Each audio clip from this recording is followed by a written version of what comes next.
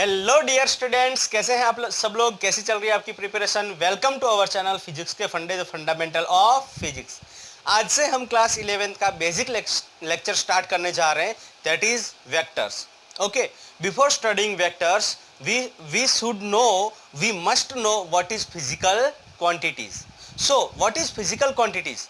Physical quantities is nothing but a property of material or a system that can be quantified by measurement. That can be quantified by measurement. मतलब physical quantity is वो क्या है? तो कोई material या system की property है जिसको हम मेजरमेंट कर सकते हैं। समझ में आया? जिसको हम क्या कर सकते हैं? मेजरमेंट कर सकते हैं। Clear? Okay. A physical quantity can be expressed as the combination of numerical value and unit.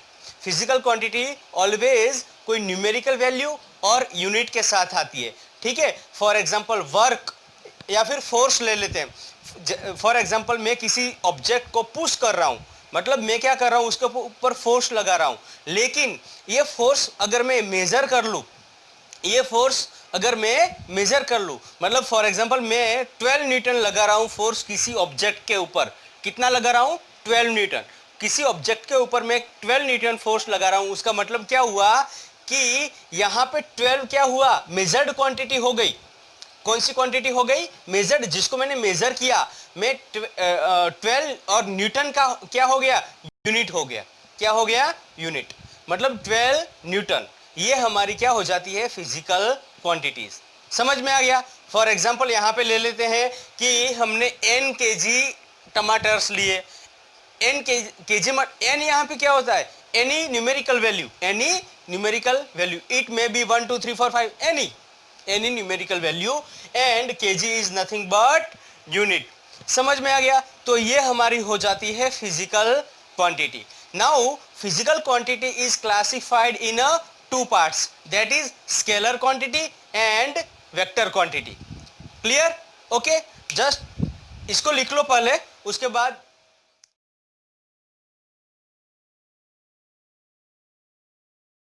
physical quantity can be classified as a scalar and vector. So a physical quantity can be classified as a scalar quantity and another is a vector quantity. समझ में आया? A physical quantity is further classified as a scalar physical quantity and vector physical quantity, or we can say scalar quantity and physical vector quantity. Okay, so what is scalar quantity? What is scalar quantity? हम scalar quantity किसको बोलेंगे? A physical quantity which has only magnitude, is known as scalar quantity. समझ में आया? A physical quantity which has only magnitude is known as scalar quantity. And what is vector quantity? So vector quantity can be classified, or we can say defined as a physical quantity which has magnitude as well as direction. समझ में आया? Magnitude as well as direction. मतलब ये physical, जो physical quantity के पास magnitude के साथ साथ डायरेक्शन भी होता है, उसको हम क्या बोलते हैं? स्केलर क्वांटिटी बोलते हैं। Clear? Okay okay, let's write. मैं आपको इसकी डेफिनेशन लिखवा देता हूँ, या इसका मतलब डिफाइन कर देता हूँ। अ फिजिकल क्वांटिटी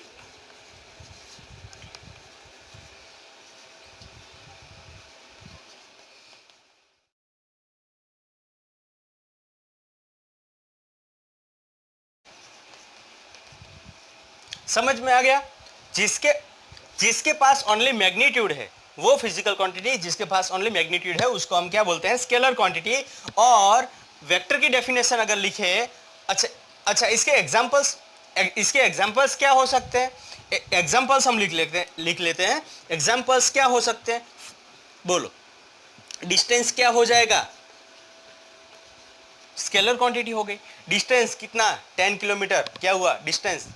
वहाँ पे कोई डायरेक्शन इंडिकेट नहीं की है, मतलब ये मैग्नीट्यूड हुआ। कितना डिस्टेंस है यहाँ से, वो एक गांव से दूसरे गांव का डिस्टेंस कितना, या एक सिटी से दूसरी सिटी का डिस्टेंस कितना, या एक जगह से दूसरी जगह का डिस्टेंस कितना, दैट इज 10 किलोमीटर। ओके, या एनी किलोमीटर, ओके। डिस्टेंस, मास, डेंसिटी, वॉल्यूम, स्पीड, वर्क, ये सब क्या हो जाएंगे, स्केलर क्वांटिटीज में आ जाएंगे। समझ में आ गया। अभी नेक्स्ट हम बात करते हैं vector quantity. So what is vector quantity? Any physical quantities which has magnitude as well as direction. Any physical quantity which has magnitude as well as direction is known as vector quantity. मैं यहाँ पे लिख रहा हूँ, आपको note down करना है, आप नोट पेन लेके बैठिए, ठीक है।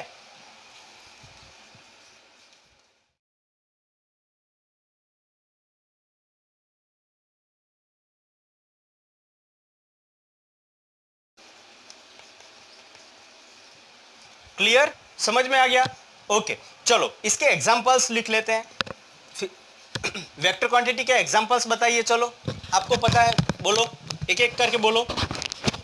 Very good. Displacement, velocity, acceleration, force,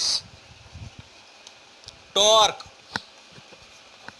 etcetera. समझ में आ गया?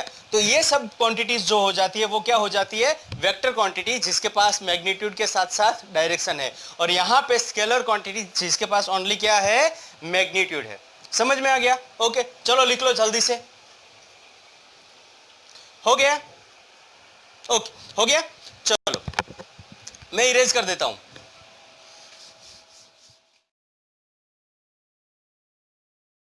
चलो अभी हमने फिजिकल क्वांटिटी खत्म किया, अभी बात करते हैं वेक्टर्स के बारे में, ठीक है। What is vector? So vector, अच्छा, वेक्टर को रिप्रेजेंट कैसे करते हैं? So vector can be represented by an arrow. So we can से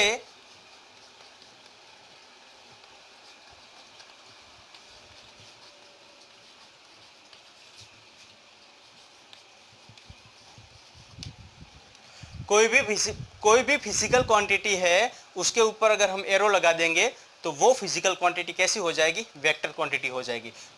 वेक्टर को हम कैसे रिप्रेजेंट करते हैं, एरो से, मतलब ये वाला हमारा जो है ये एरो, ये हमारा वेक्टर हो गया। और कोई फिजिकल क्वांटिटी को अगर हमें करना है तो हम ऐसे करेंगे। ये एग्जांपल के लिए मैं ले रहा हूँ। समझ में आ रहा है ना? ओके, ठीक है। अभी देखो यहाँ पे जो एरो है ना, ये वाला जो पोर्शन है उसको हम क्या बोलते हैं, हेड बोलते हैं। और ये वाला जो पोर्शन है उसको हम क्या बोलते हैं, टेल बोलते हैं, ठीक है। एरो का जो हेड वाला पोर्शन, मतलब जो एरो जहां पे है वो हेड हो जाएगा और ये टेल हो जाएगी। समझ में आ गया? अच्छा, सेकंड जो पॉइंट हमें ध्यान में रखना है वो क्या है कि इसकी जो लेंथ है ना, ये जो लेंथ, ये length, this length shows the magnitude. Okay, so we can say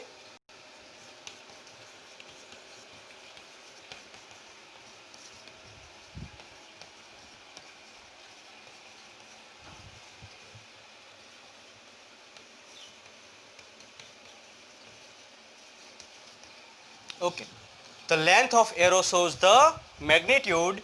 And for example, दूसरा एक मैं एग्जांपल लेता हूं। अगर मेरे पास यहाँ पे ये ए वेक्टर है, दूसरा मेरे पास यहाँ पे ये बी वेक्टर है, ठीक है, और यहाँ पे ये एंगल जो है वो थीटा है। ऐसा कुछ दिया हुआ है आपको, ठीक है। मतलब क्या हुआ कि ये वाला हमारा ए वेक्टर हो गया, ये वाला हमारा बी वेक्टर हो गया। ए वेक्टर एक्स एक्सिस में लग रहा है, लेकिन बी वेक्टर एक्स एक्सिस से कितना, मतलब उसकी डायरेक्शन, यहाँ पे आप देखोगे तो ये एक्स एक्सिस में लग रहा है, लेकिन ये एक्स एक्सिस से थीटा ऊपर लग रहा है। कितना डिग्री? थीटा डिग्री ऊपर लग रहा है। मतलब क्या हुआ कि यहाँ पे थीटा क्या इंडिकेट कर रहा है, डायरेक्शन इंडिकेट कर रहा है। समझ में आ गया ना? Okay, so we can say the angle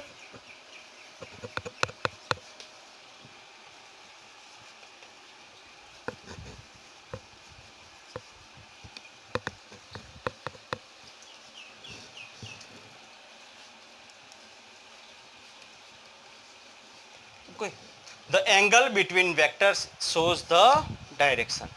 clear? Suppose कोई दो वेक्टर है, मतलब ये वाले ए वेक्टर है और ये बी वेक्टर है, दोनों वेक्टर कैसे है, एक दूसरे को पैरेलल है, ठीक है। मतलब यहाँ पे दोनों की डायरेक्शन कैसी हो जाएगी, सेम। क्यों? क्योंकि यहाँ पे थीटा की वैल्यू जो है जीरो आती है। अगर थीटा की वैल्यू जीरो है तो उसकी डायरेक्शन सेम हो जाएगी। समझ में आ रहा है ना? उसकी डायरेक्शन सेम। क्यों क्यों ऐसा हुआ?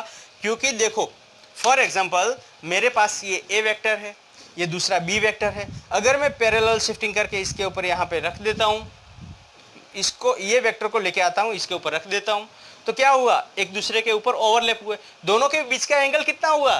जीरो हुआ ना। सपोज उसके पास कुछ एंगल है, डायरेक्शन डिफरेंट है, तो क्या होगा, ये एंगल होगा, ये सेम डायरेक्शन होगी। लेकिन जैसे जैसे बढ़ता जाएगा, एंगल बढ़ता जाएगा, इसकी डायरेक्शन चेंज होती जाएगी। समझ में आया? ये सेम डायरेक्शन, मतलब theta is equal to zero, अगर थीटा की वैल्यू कुछ है तो उसकी डायरेक्शन, दोनों वेक्टर्स की डायरेक्शन डिफरेंट डिफरेंट हो जाएगी। क्लियर?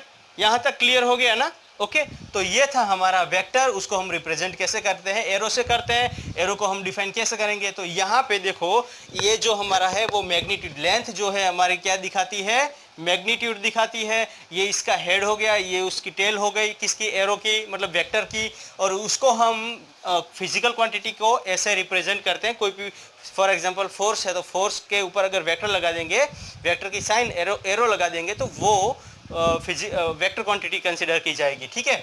अभी लेंथ क्या दिखाती है, मैग्नीट्यूड दिखाती है, और जो दो वेक्टर के बीच में जो एंगल होता है वो क्या दिखाता है, डायरेक्शन दिखाता है। क्लियर? समझ में आ गया? यहाँ पे कोई डाउट है?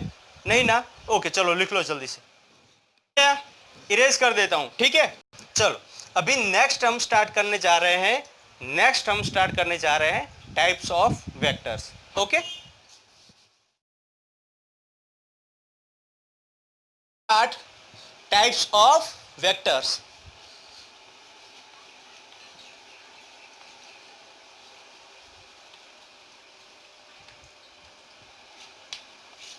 Okay,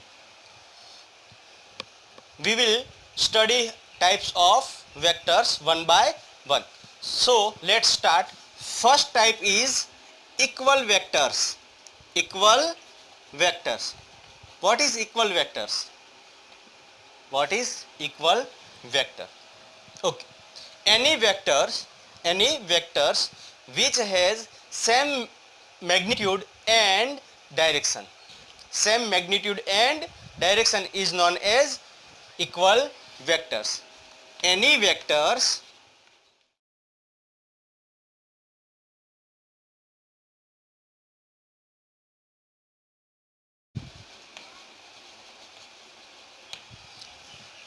any vector which has same magnitude as well as direction is known as equal vectors. Okay, उसको मैं ड्रॉ करके आपको बताता हूँ, आपको समझ में आए इसीलिए।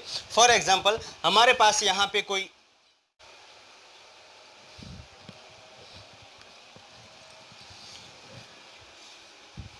यहाँ पे कोई वेक्टर है ए वेक्टर, ठीक है, और दूसरा हमने वेक्टर ले लिया बी वेक्टर। अभी देखो यहाँ पे ये दोनों वेक्टर की लेंथ देखो कैसी है, सेम है। अगर लेंथ सेम होगी उसका मैग्नीट्यूड कैसा रहेगा, सेम। हमने अभी पढ़ा, उसका मैग्नीट्यूड कैसा रहेगा, सेम। अच्छा, आप देखो उसके बीच में distance, distance, angle, theta angle कितना है, थीटा यहाँ पे कैसा है, जीरो। अगर एंगल, मतलब दोनों पैरेलल लाइन है ना, मतलब पैरेलल होने की वजह से इसके बीच में एंगल कैसा हो जाएगा, जीरो हो जाएगा। तो दोनों की डायरेक्शन, अगर एंगल जीरो, मतलब डायरेक्शन कैसी हो जाएगी, सेम हो जाएगी। Direction will also be same. तो यहाँ पे मैग्नीट्यूड और डायरेक्शन दोनों कैसे हैं, सेम। दोनों के देखो, ए और बी का मैग्नीट्यूड सेम, ए और बी के डायरेक्शन सेम, मतलब ये कौन सा वेक्टर हो गया, इक्वल वेक्टर हो गया। चलो इसको मैं, हो गया, इसको मैं टेबल में लिखवा देता हूँ, यहाँ पे टेबल बना देता हूँ, ठीक है, ताकि यहाँ पे टेबल बना देता हूँ ताकि आपको लर्न करने में इजी हो जाए और आपको प्रिपेयर, मतलब तुरंत से वो याद रह जाए। ठीक है,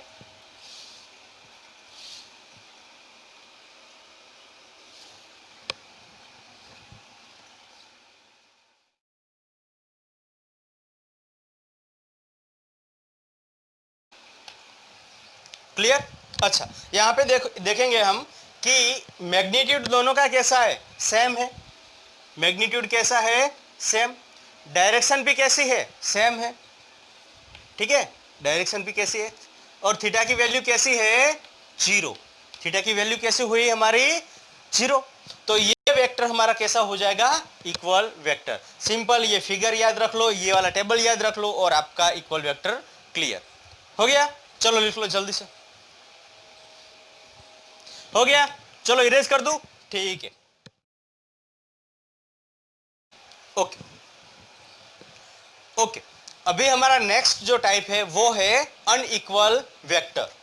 सेकंड जो है वो क्या है,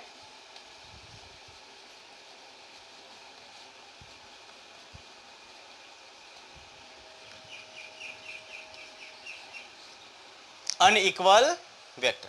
उसको कैसे डिफाइन करेंगे, अनइक्वल वेक्टर को कैसे डिफाइन करेंगे, any vectors which has different magnitude as well as different direction. कोई भी ऐसा वेक्टर जिसकी मैग्नीट्यूड और डायरेक्शन दोनों डिफरेंट हो, ऐसे वेक्टर्स को हम क्या बोलेंगे, अनइक्वल वेक्टर्स बोलेंगे। समझ में आ गया। Any vector which has different magnitude as well as different direction is known as unequal vector. मैं डेफिनेशन लिखवा देता हूं, आप लिख लो, चलो जल्दी से, इसके साथ साथ लिखते जाओ।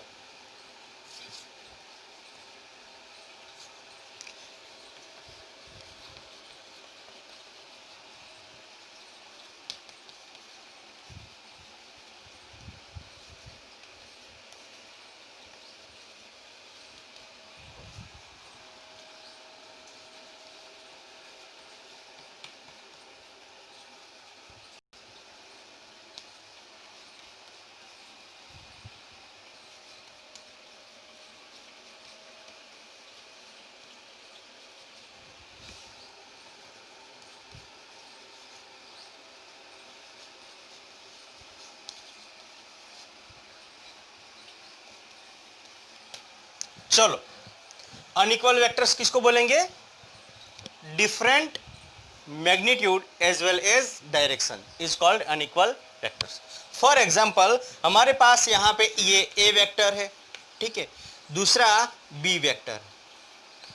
तो ये वाले वेक्टर्स कैसे हो जाएंगे, अनइक्वल वेक्टर हो जाएंगे। समझ में आया। फॉर एग्जाम्पल, ये वाला देखो आप, इसकी लेंथ ए की लेंथ बी की लेंथ से कम है, ज्यादा है, सॉरी, ए की लेंथ बी की लेंथ से ज्यादा है। उसकी वजह से ये वाला वेक्टर मैग्नीट्यूड में डिफरेंट हो गया, ये दोनों वेक्टर्स मैग्नीट्यूड में भी डिफरेंट हो गए। ये वाला ये डायरेक्शन में है, जबकि ये वाला ये डायरेक्शन में है, मतलब डायरेक्शन भी दोनों की कैसी हो गई, डिफरेंट हो गई। तो ऐसे जो वेक्टर्स होते हैं उसको हम अनइक्वल वेक्टर्स बोलते हैं। और हम टेबल में लिख लेंगे तो टेबल हमारा कैसा मतलब क्या लिखा जाएगा, चलो बताओ, टेबल में क्या लिखेंगे, मैग्नीट्यूड कैसा होगा, डिफरेंट, वेरी गुड। और डायरेक्शन भी कैसी होगी, different, very good. Angle between two vectors क्या होगा, एनी। कोई भी एंगल हो सकता है, कंडीशंस ध्यान में रखनी है। कोई भी एंगल हो सकता है except theta should not be equal to 0 and theta should not be equal to 180 degree. Theta should be in between 0 and 360 with exceptions that theta should not be equal to 0 or should not be equal to 180। Clear हो गया। चलो लिख लो जल्दी से। Okay, next हमारा third type, that is parallel vectors. Okay, parallel vectors किसको हम parallel vectors किसको बोलेंगे, किसको बोल सकते हैं हम parallel vector, any vector which has magnitude unequal, we can say different, any vector which has magnitude different but direction should be remains always same is known as parallel vectors। clear, मैं लिख देता हूं,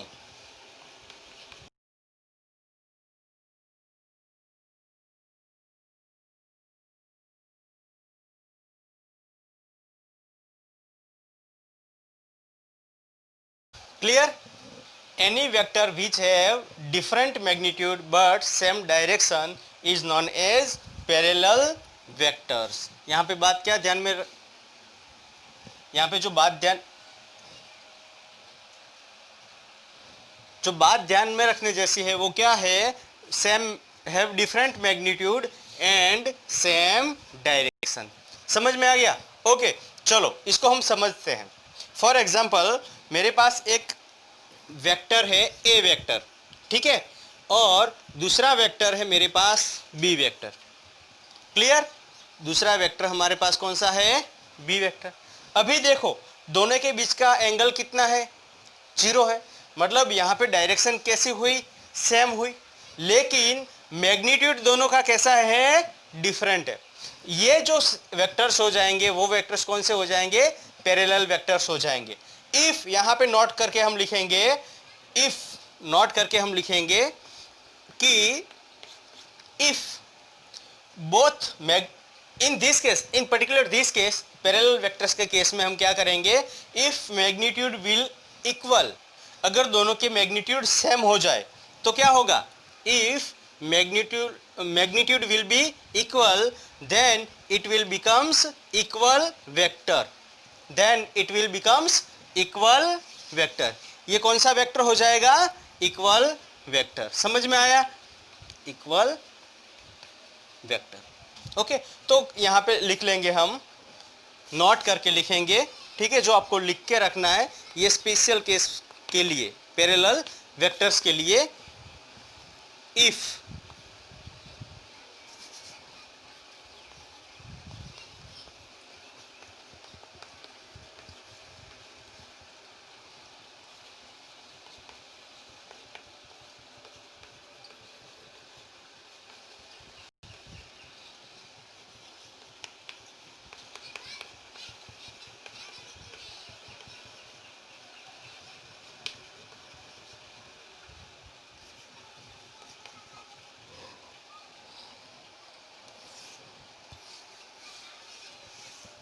समझ में आ गया?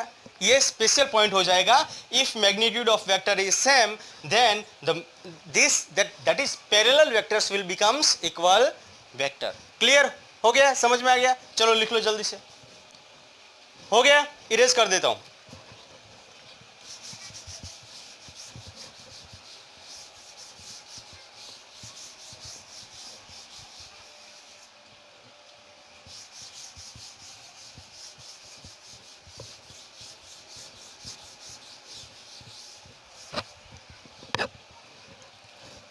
Table कौन भरेगा?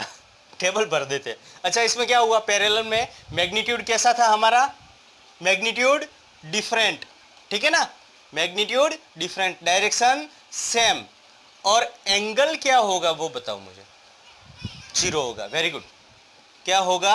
0। थीटा की वैल्यू यहाँ पे क्या होगी? 0, क्योंकि पैरेलल वेक्टर है। समझ में आ गया? क्लियर? ओके, चलो इसको मैं इरेज कर देता हूं, आप ये टेबल बना लेना। नेक्स्ट हमारा फोर्थ टाइप जो है, फोर्थ पहुंचाना हमारा, हाँ fourth, anti parallel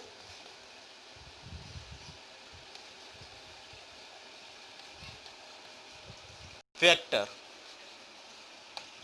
anti parallel vector. अच्छा, एंटी पैरेलल वेक्टर किसको बोलेंगे? चलो नाम से ही पता चल रहा है, जो पैरेलल नहीं है उसको हम एंटी पैरेलल वेक्टर्स बोलेंगे। So we can define it as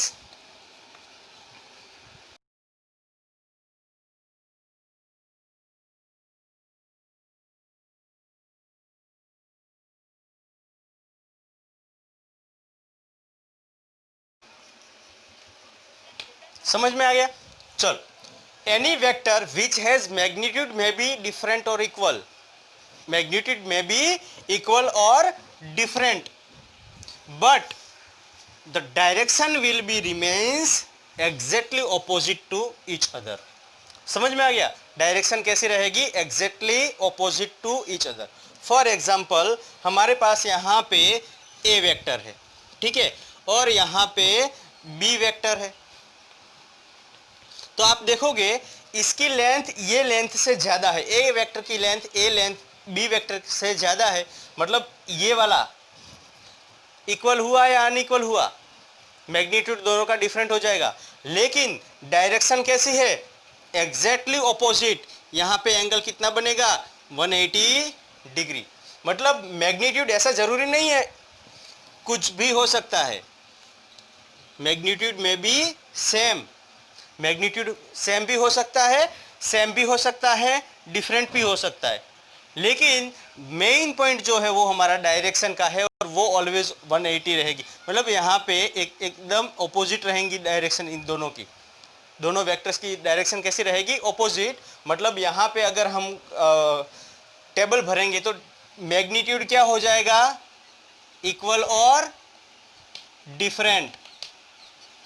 direction कौन सी हो जाएगी, कौन सी हो जाएगी, ऑपोजिट। एंगल कितना, थीटा की वैल्यू कितनी हो जाएगी, 180 डिग्री। समझ में आ गया? चलो लिख लो जल्दी से।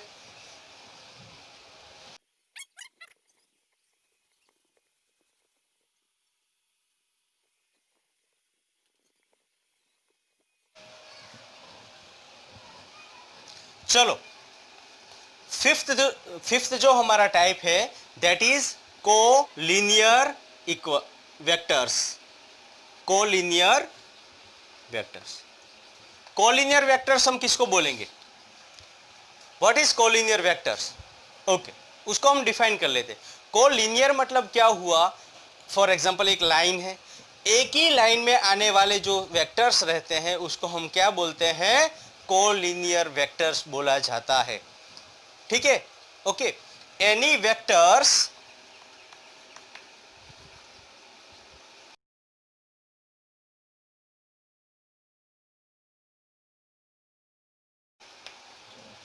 समझ में आ गया? कोई भी वेक्टर जो एक ही लाइन पे लाइज, मतलब एनी वेक्टर्स 1 2 3 4 10 जितने भी वेक्टर्स है, एक ही लाइन पे अगर वो रहेंगे, एक ही लाइन पे रहने वाले वेक्टर्स को हम क्या बोलते हैं, कोलिनियर वेक्टर्स बोलते हैं।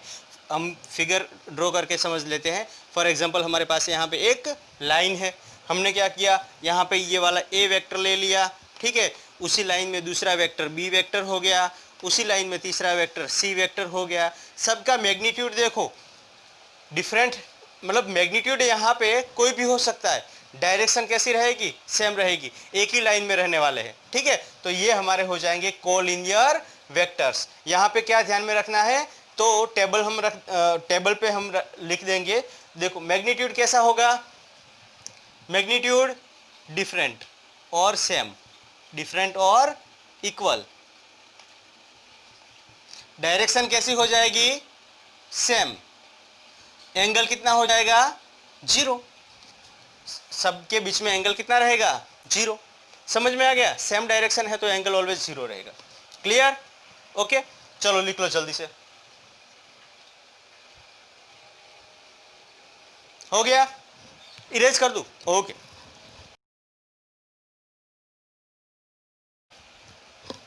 नेक्स्ट जो हमारा टाइप है that is coplanar vector. Coplanar vector, what is coplanar vector? Coplanar vector किसको बोलेंगे, बोलो, व्हाट इज कोप्लेनर वेक्टर? बताओ। कोई भी वेक्टर जो एक ही प्लेन में आता हो, सपोज हमारे पास 2 वेक्टर्स है, ठीक है। सपोज हमारे पास क्या है, 2 वेक्टर्स है, यहाँ पे कहीं थे, ये रहे, हाँ, हमारे पास कोई 2 वेक्टर है, ये पेन ले ली मैंने, ठीक है। ये यहाँ पे है ऐसे, मतलब ये 2 वेक्टर है। अभी देखो यहाँ पे आप देखोगे तो ये 2 वेक्टर जो है वो कितने प्लेन में रखा हुआ है, अभी यहाँ पे अगर रहेगा तो ये कितने प्लेन में अभी है, सिर्फ एक ही प्लेन में है। समझ में आ गया? एक ही प्लेन में ये 2 वेक्टर कितने प्लेन में है, एक ही प्लेन में। अगर मैं यहाँ पे एक तीसरा वेक्टर ले लेता हूँ तो भी ये कितने में हो जाएंगे, एक ही प्लेन में है।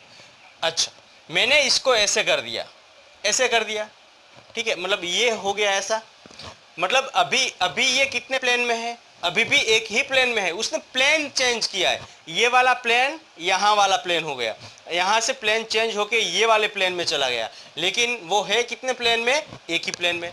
अगर मैं इसको ऐसे कर देता हूँ तो ये वाला ऊपर से नीचे वाले प्लेन में चला गया, ये वाले प्लेन से ये वाले प्लेन में चला गया, लेकिन वो है एक ही प्लेन में। समझ में आ गया? ओके, तो ऐसे ऐसे वेक्टर्स जो एक ही प्लेन में रहते हैं वो वेक्टर्स को हम क्या बोलते हैं, कोप्लेनर वेक्टर्स बोला जाता है। ओके,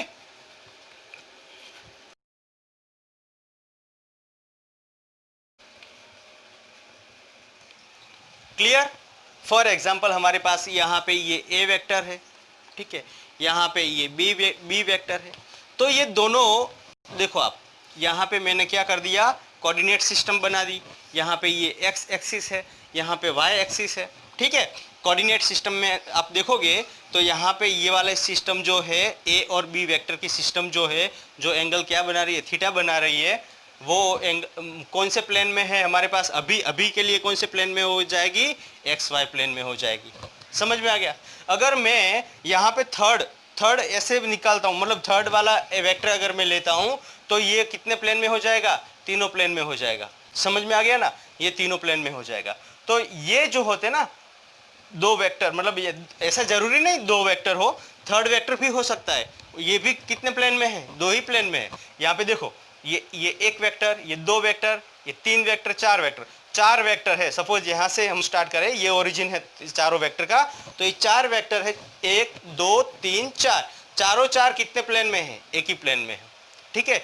लेकिन एक बात जो इंपॉर्टेंट आपको ध्यान में रखनी है, फॉर एग्जाम्पल मुझे यहाँ पे बताओ कि ये दो वेक्टर होते हैं, दो वेक्टर जो होते हैं ना वो ऑलवेज कोप्लेनर होते हैं। सपोज मैंने इसको ऐसे चेंज किया तो इसने क्या किया, प्लेन चेंज किया, लेकिन है तो एक ही प्लेन में ना, दोनों देखो एक ही प्लेन में। जैसे यहाँ पे था तो एक्स वाई प्लेन, सपोज मान लेते हैं ये वाला हमारा एक्स वाई प्लेन है, ये वाला एक्स वाई प्लेन है, ये वाला हमारा वाई जेड प्लेन है, ये वाला हमारा एक्स जेड प्लेन है, ये वाला वाई जेड प्लेन है, ऐसा मान लेते हैं हम, ठीक है। तो यहाँ पे आप देखोगे ये कौन से प्लेन में है, एक्स वाई में है। जैसे मैंने ये चेंज कर दिया, मतलब उसने प्लेन चेंज किया, लेकिन दूसरे प्लेन में, मतलब सेकंड प्लेन में या कोई दो प्लेन में वो नहीं होते, ठीक है। समझ में आया? यहाँ पे क्या हुआ, प्लेन चेंज हुआ, लेकिन दूसरा प्लेन इसमें ऐड नहीं होता है। तो कभी भी एक बात ध्यान में रखनी है कि any two vectors are always coplanar. क्या बात ध्यान में रखनी है, any two vectors are always coplanar. वो आप यहाँ पे नॉट के फॉर्म में लिख लो, नॉट के फॉर्म में। क्यों नॉट के फॉर्म में, क्योंकि ये इंपॉर्टेंट है, आपको पता होना चाहिए। एनी टू वेक्टर्स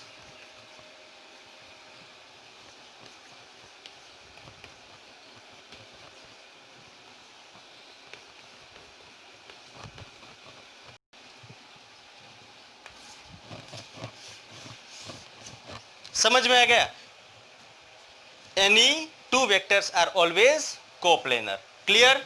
समझ में आ गया? अभी वो टेबल की कोई जरूरत नहीं, चलो लिख लो जल्दी से।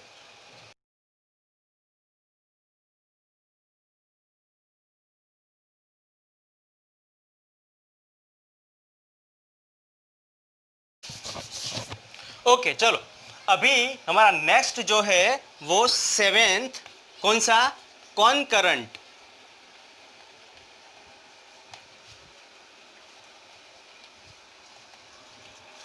नेक्स्ट जो हमारा है वो कौन सा वेक्टर है, कॉनकरंट वेक्टर। कॉनकरंट वेक्टर मतलब क्या होता है, जो एक ही पॉइंट पे लगने वाला वेक्टर्स होते हैं उसको हम क्या बोलते हैं, कॉनकरंट वेक्टर्स बोलते हैं। एक ही पॉइंट से, ठीक है, एक ही पॉइंट से ओरिजिन होने वाले या एक ही पॉइंट पे लगने वाले वेक्टर्स को हम क्या बोलते हैं, कॉनकरंट वेक्टर्स बोला जाता है। क्लियर? डेफिनेशन लिख लेते हैं, उसके बाद हम आगे बात करते हैं।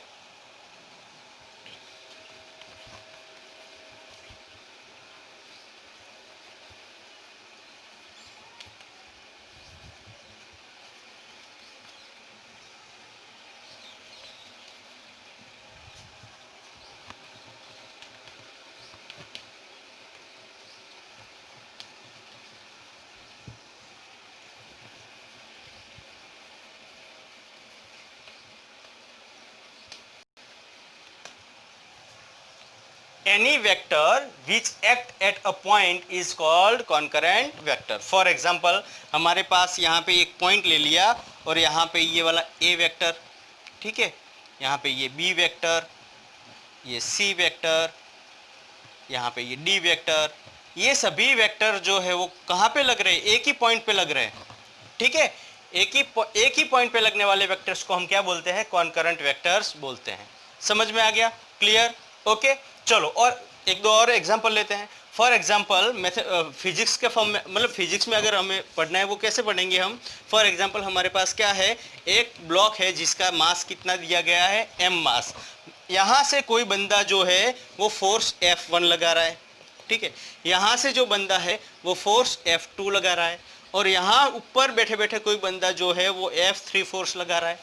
मतलब इसके ऊपर m मास के ऊपर कितना फोर्स लग रहा है? एक F1, ठीक है, वेक्टर फोर्स क्या है? Vector quantity. यहाँ से क्या लग रहा है? F2, यहाँ से क्या लग रहा है? F3। ये जो होता है ना, एक ही पॉइंट पे लगने वाले फोर्स, एक ही पॉइंट पे लगने वाले वेक्टर्स, एक ही पॉइंट पे लगने वाले physical quantities vectors is known as concurrent force, concurrent vectors. Clear? समझ में आ गया? ओके, चलो एक और एग्जांपल मैं दे देता हूं। फॉर एग्जांपल हमारे पास एक ब्लॉक है, ठीक है। ब्लॉक के ऊपर हमने एक रख दिया है हमारा वेज है, वेज के ऊपर हमने ब्लॉक रख दिया है। अभी देखो ये सड़क के नीचे आएगा, सड़क के नीचे आएगा तो इसके ऑपोजिट डायरेक्शन में कौन सा फोर्स लगेगा? Frictional force. ये वाला मतलब इसका मास है तो ये mg फोर्स नीचे की तरफ लगेगा। इसके कंपोनेंट्स दो बनेंगे, कैसे बनेंगे वो मैं बाद में सिखाने वाला हूँ, डोंट वरी। आप अभी देख लो सिर्फ कि ये कैसे बने, वो आप उसमें मत जाओ, ठीक है। यहाँ पे mg साइन थीटा, ये दो कंपोनेंट कैसे बने ये वो मैं बाद में बात करता हूँ, ठीक है, इसके बारे में। ये नॉर्मल रिएक्शन, ये हम पढ़ने वाले, डोंट वरी, ये नॉर्मल रिएक्शन। तो अभी इसके ऊपर m मास के ऊपर कितने फोर्स लगने वाले लग रहे हैं? F normal reaction, mg sine theta, और यहाँ पे mg cos theta. Sir mg नहीं, mg को हम कैंसिल कर देंगे, क्यों? क्योंकि हमने उसके दो कंपोनेंट ऑलरेडी बना चुके, हम यहाँ पे उसके दो कंपोनेंट ऑलरेडी बना चुके हैं, इसलिए mg को कंसीडर करने की जरूरत नहीं है। तो ये हो जाएगा कॉन्करेंट वेक्टर। समझ में आ गया? एक ही पॉइंट पे लगने वाले जितने भी वेक्टर्स रहेंगे उसको हम क्या बोलेंगे? Concurrent vector. हो गया? ओके, चलो लिख लो जल्दी से।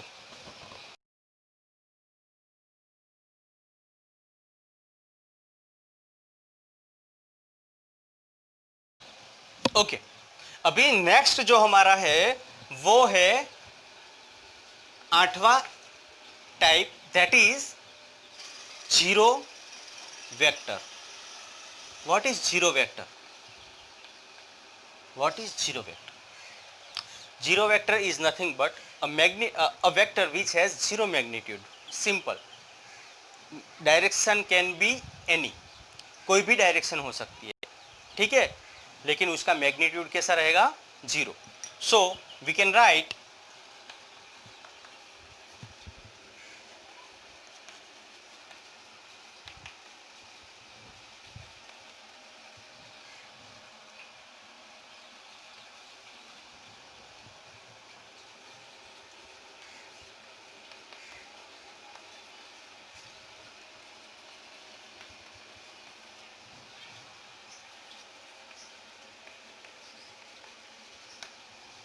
ओके, इसको हम रिप्रेजेंट कैसे करेंगे? पॉइंट में, ठीक है। फॉर एग्जांपल हमारे पास यहाँ पे ये वाला ए वेक्टर है, ठीक है, मतलब यहाँ पे ये वेक्टर हो जाएगा, ये क्या हो जाएगा? वेक्टर।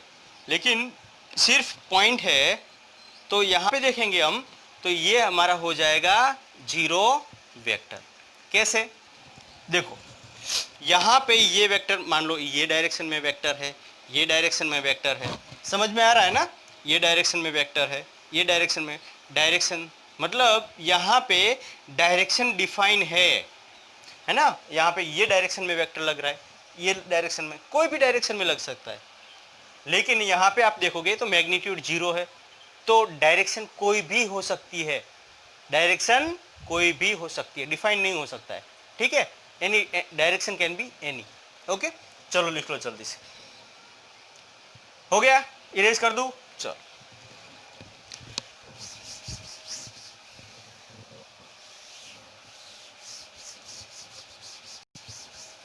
अभी हमारा last and most important type is unit vector, unit vector. So ninth is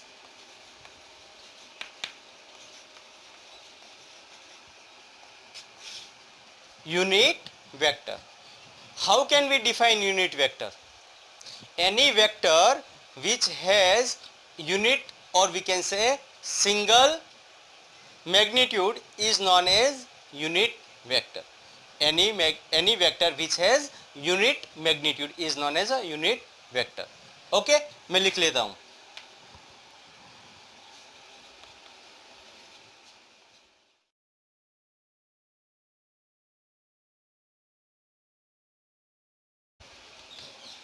okay, unit vector को रिप्रेजेंट कैसे किया जाता है? तो कोई भी मैग्नीट्यूड, कोई भी हमारे पास फिजिकल क्वांटिटी है, उसके ऊपर अगर हम कैप बना देंगे तो वो क्या हो जाएगा? अपना यूनिट वेक्टर। फॉर एग्जांपल हम ए ले लेते हैं और ए के ऊपर अगर मैं कैप बना देता हूं तो ये वाला हमारा कौन सा वेक्टर हो जाएगा? Unit vector. समझ में आया? ये कौन सा वेक्टर हो जाएगा? Unit vector. क्लियर?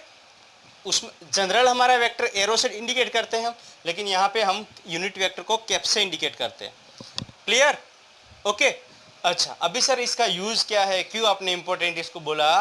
क्योंकि देखो यहाँ पे इंपॉर्टेंट टॉपिक या इंपॉर्टेंट पॉइंट जो ध्यान में रखने की बात है वो क्या है कि यूनिट वेक्टर जो होता है ना, वो सिर्फ और सिर्फ किसी फिजिकल क्वांटिटी को की डायरेक्शन डिफाइन करने के लिए होता है। ठीक है? उसकी वजह से, यूनिट वेक्टर की वजह से उसकी मैग्नीट्यूड में कोई चेंजेस नहीं आने वाला है, लेकिन यूनिट वेक्टर उसकी डायरेक्शन डिफाइन करता है। समझ में आ गया? जब हम ग्रेविटेशन चैप्टर पढ़ेंगे या फिर 12th में जब बढ़ेंगे इलेक्ट्रोस्टैटिक, उसमें कूलम्ब्स लॉ पढ़ेंगे तो उसमें आपको ये समझ में आएगा। ठीक है? लेकिन अभी मैं आपको समझा देता हूँ ग्रेविटेशन का एक फॉर्मूला लेके। फॉर एग्जाम्पल हमारे पास दो मास m1 एंड m2, दो मास है। ठीक है? दोनों के बीच का जो डिस्टेंस है वो कितना है? r। क्लियर? अभी force F is equal to g m1 m2 upon r square, ये हमारा फॉर्मूला है। ठीक है? लेकिन अगर इसको वेक्टर फॉर्म में रिप्रेजेंट करना है, मतलब हमने वेक्टर फॉर्म में अगर इसको रिप्रेजेंट करना है तो हम कैसे करेंगे? फोर्स ऑन 1 ड्यू टू 2, एक की मतलब ये m1 मास जो है उसके ऊपर m2 की वजह से लगने वाला फोर्स क्या होगा? Force on 1 due to 2 which will be equal to g m1 m2 upon 1 2। यहाँ पे ये जो होता है उसका मैग्नीट्यूड होता है। ठीक है? ये स्क्वायर में मैग्नीट्यूड होता है। कोई भी वेक्टर को अगर मैं r ऐसे लिखता हूँ ना, ये r वेक्टर हो गया। ठीक है?